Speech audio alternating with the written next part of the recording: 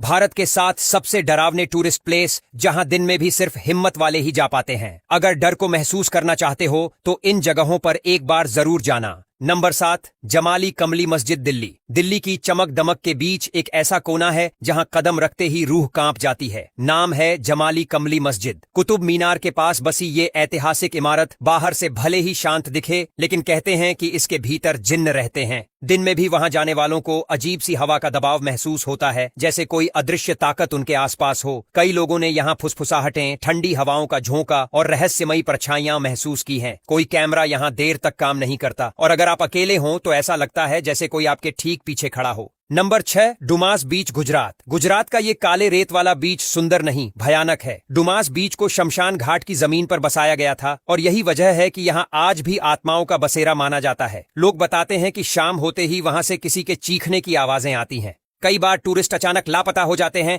और फिर कभी नहीं मिलते। यहाँ की हवा में कुछ तो ऐसा है जो आपको अंदर से डरा देता है। लोकल लोग साफ कहते हैं कि सूरज डूबने से पहले घर लौट आओ, नहीं तो लौटने की गारंटी हम नहीं दे सकते। Number 5, Mukesh mills, Mumbai.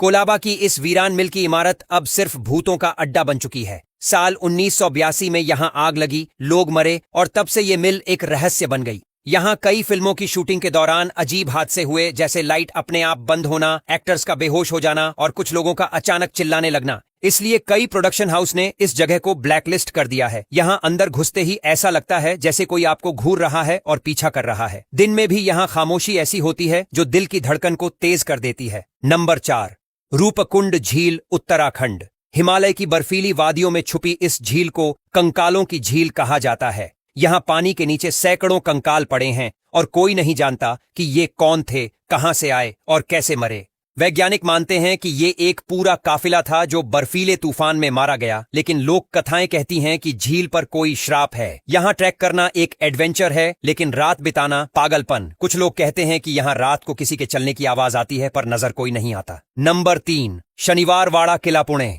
पेशवा साम्राज्य का गवाह शनिवारवाड़ा किला आज डर की कहानियों का सबसे बड़ा सबूत बन चुका है। कहा जाता है कि एक 13 साल का राजकुमार नारायण राव को उसके चाचा ने मरवा दिया था।